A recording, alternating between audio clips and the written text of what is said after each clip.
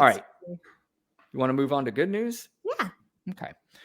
Democrat Tom Suozzi won a special election for the U.S. House seat in New York on Tuesday, coming out on top in a politically mixed suburban district in a victory that could lift his party's hopes heading into a fiercely contested presidential election later this year. Suozzi defeated Republican Mazi Philip, is that her name? Yeah. To take the seat that was left vacant by George Santos. How he won, I have absolutely no idea. He was Republican. Too. He won that seat large. He won by 7 points in that district. Oh my God. And Tom Suozzi flipped that and won by at least 7 points.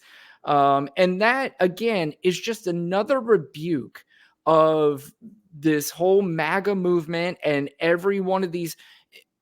Listen, I don't know how many more times we have to continue to discuss this. How many more times do we have to discuss that whenever there's been an election since 2016, Donald Trump somehow pulled out a victory against Hillary Clinton?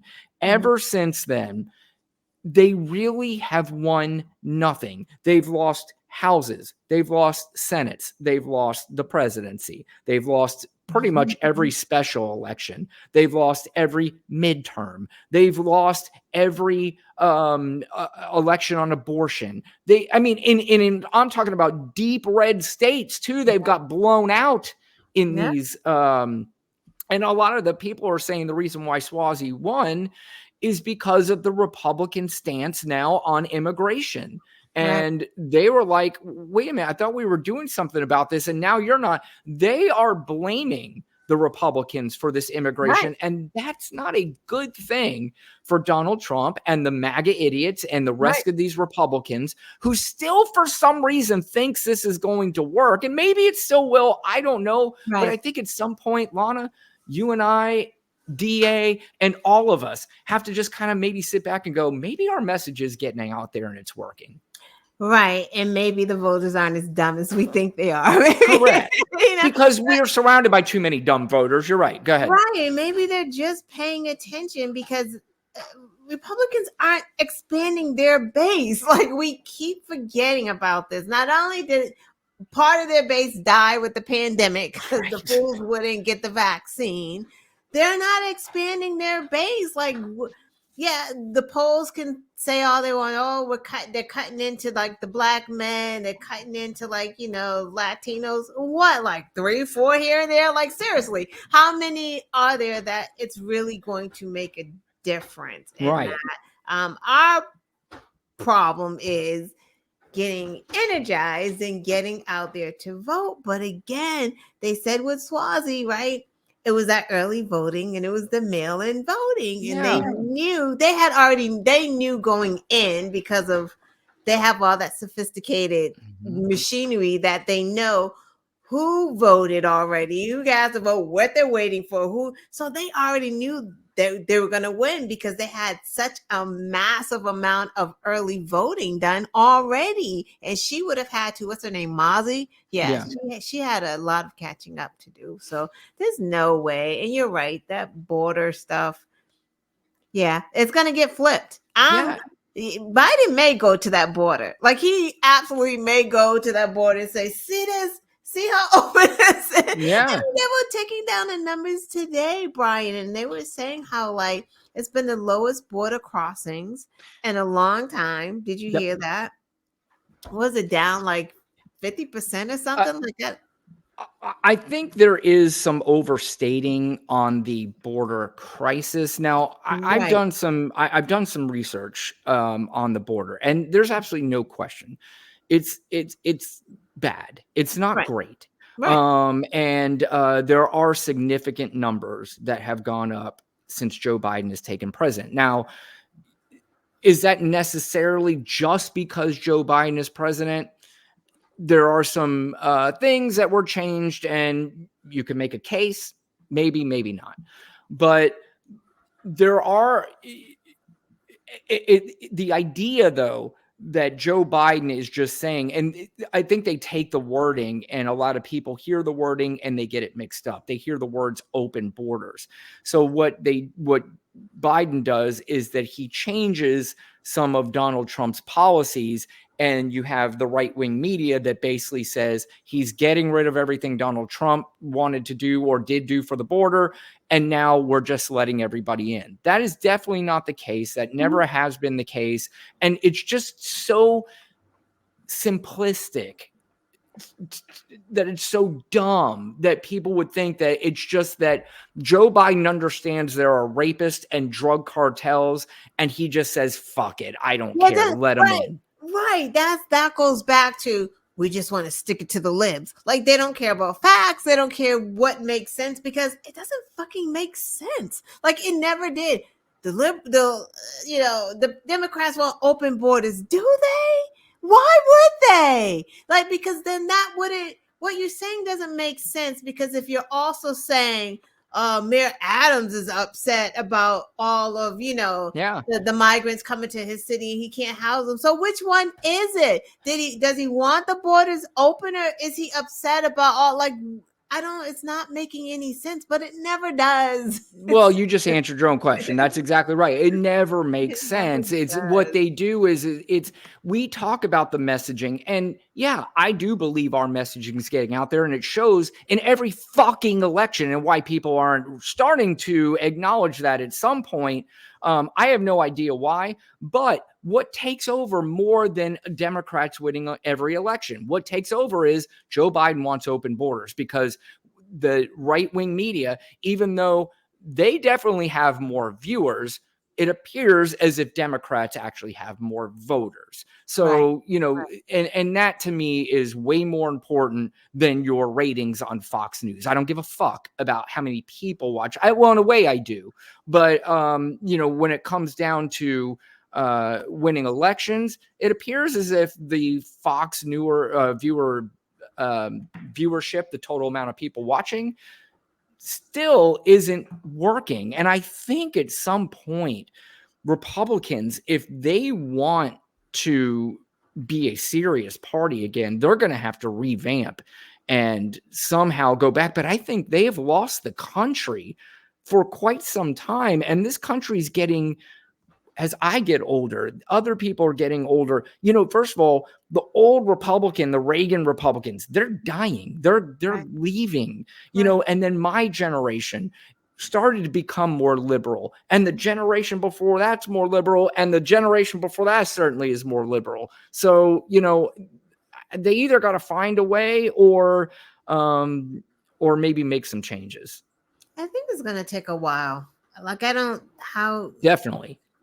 Yeah, I mean, even when Trump is gone, it's going to take a minute. It's going to take a minute for, like, Marjorie Taylor Greene's district to catch up, right? Like, to figure it out, like, she hasn't done anything for you. Like, when are you going to realize this? Like, it's going to take them a minute. I think it's going to happen with them at some point, but they're going to, as always, it has to crash and burn before you can rebuild. You can't rebuild on the same foundation. You're going to get the same shit popping out of it.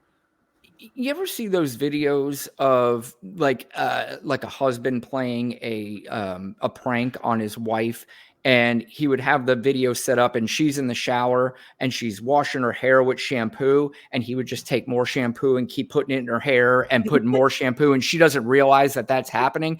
That to me is the Republicans. Like, they keep thinking the shampoo is going to come out, but more, they're going to keep trying. They're going to keep trying and trying and trying, even though they can't figure out why it's not working. They can't figure out, because they're not smart. Like, they're that's not. just the bottom line, is like, they're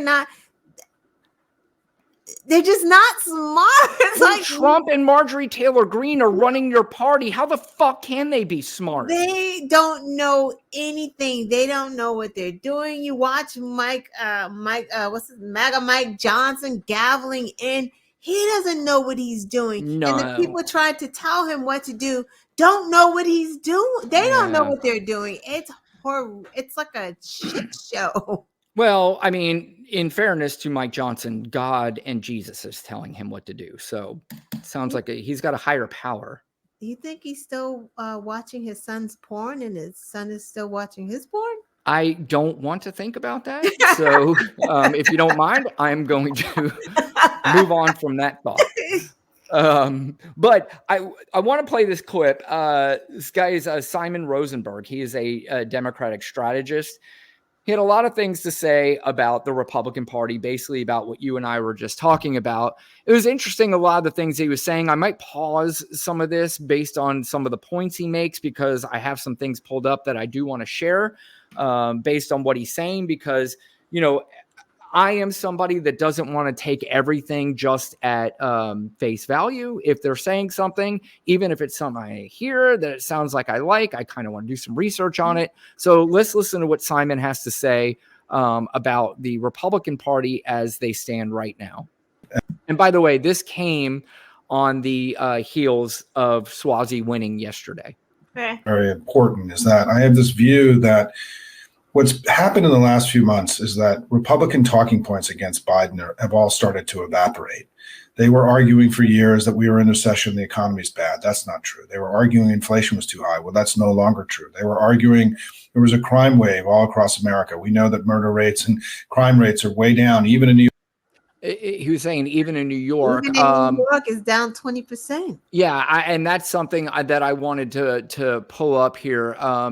In 2023, crime in America looked very different. At some point in 2022, at the end of 2022 or 2023, there was just a tipping point where violence started to fall, and it just continued to fall. This is Jeff Asher, a crime analyst and co-founder of Datalytics. The national picture shows that murder is falling. We have data from over 200 cities showing a 12.2% decline in 2023 relative to 2022. He found instances of rape, robbery, and aggravated assault were down as well. But despite that, people in this country think crime is up. And why do they think crime is up? Because that fucking right-wing propaganda machine that will tell you that if you go to California and San Francisco, that people are going to assault you. You're going to step in shit. You're going to do, I mean, you're just going to hear that you'll walk into a store and you'll just see people stealing left and right, you know, and I'm not saying that may not happen on occasion, that somebody might walk in and see that, but they make it sound like it is so rampant that the Democrats have come into office and all they want is a free-for-all for everybody who's poor. They want a free-for-all for every immigrant to come into this country and rape, murder, and give your kids fentanyl. And other than that, they just really don't give a shit about crime, and they don't give a shit about anything else. Yeah. Do you have something to say? No, I was just going to say, Donald Trump didn't solve the crime. He definitely did not, and neither is any president in the history of the country. I mean, there's ways to combat it, and you and I talked about a little earlier on how to combat some of the crime when it comes to guns, but that is one thing that Republicans have zero interest in. Yeah. But let's listen to some of the other things he has to say. New York City, right, in the last year, and we also know that they argued there was somehow Joe Biden waged this war in energy, and that war in energy had risen gas prices and made inflation go up. But we know that that's not true now either. We had more oil and renewable production last year than any year in American history. It's funny, Lana, because we can listen to a gentleman like that say that, and is that necessarily true? Well, it definitely is true that right now, oh damn it, I had this pulled up and why is it gone? But U.S. energy independence soars to highest level in over 70 years. That is from Forbes magazine telling us that. So that's another thing. You hear so many of these MAGA people who want to argue that we are not energy independent anymore like we were under Trump. It's my understanding that the only reason why we became initially energy independent under Trump was because there were not benefits, but there were reasons that had to do with COVID. I'll go back and look at that to see why that happened. But since then, it has stayed and remained the same and has done nothing but increased under Biden. So let's listen to the rest of what he has to say here. And so all they really had left of all the big issues out there, as these others evaporated, was the border and immigration. And what we've seen is that last week, they handed us a big win and fumbled it and made a huge error in the way they managed it by showing that rather than trying to solve the problem, they actually want to keep the problem open for crazy Donald Trump in his election, thinking this is somehow going to help him. And what we learned tonight is that it isn't going to help him. That being, as Tom Suozzi said, being on the side of solving problems, putting America first, putting America really first, is going to trump the kind of chaotic, crazy politics the Republicans are pursuing right now.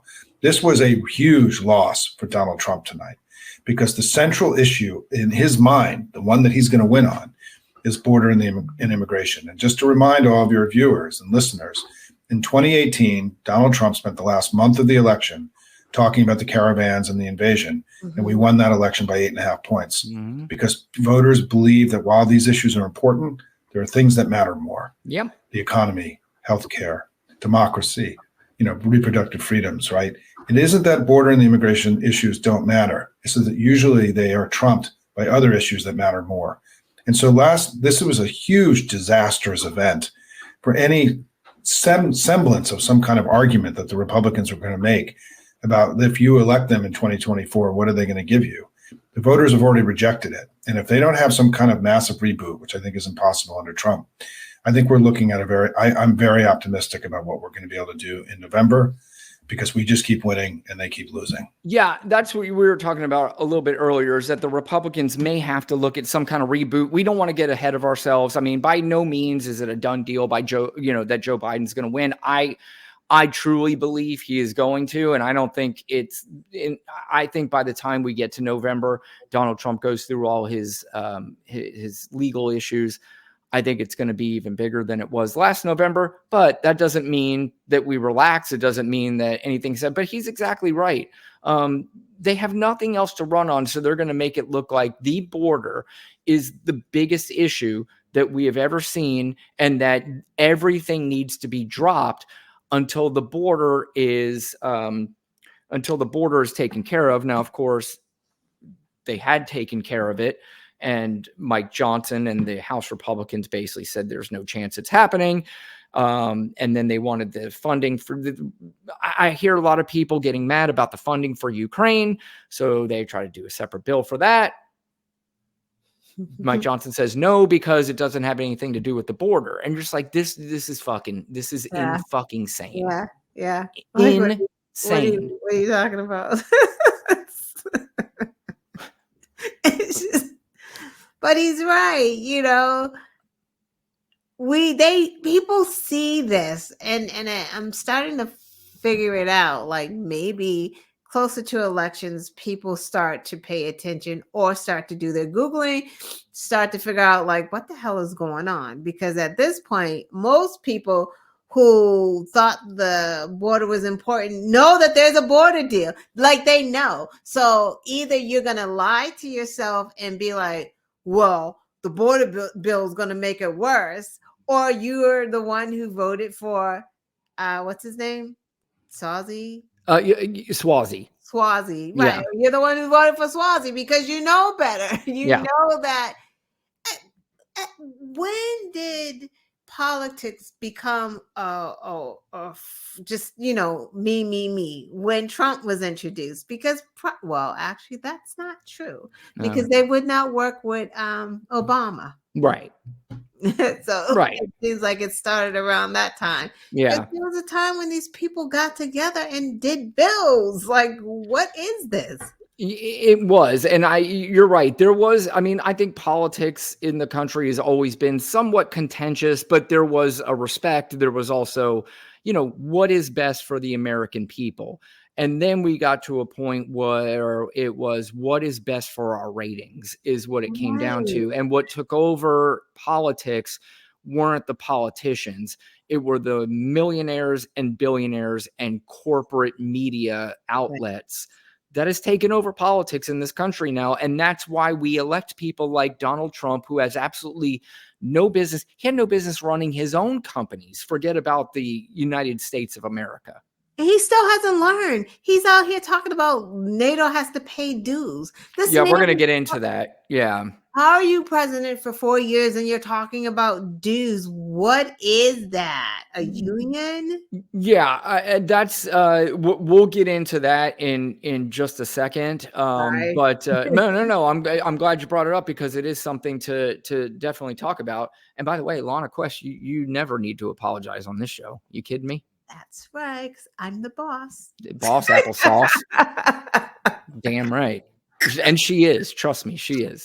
I mean, what other job can you just come and bring yourself? You see, you hear him rattling paper. He's like reading stuff. He's like Googling. He's sharing screens. He's got the clips. I'm just like, yeah. Showing up. It's like, you know what? She'll get up. She might say, I'll be right back while you do your stupid thing. While you're looking that up, I'll be back. A DA makes a very good point that Donald Trump can't even spell NATO. And you know what? I agree. DA says that, and it is funny, but is it? Because I would love to see him try. I'd like to see somebody ask him to do that. Yeah.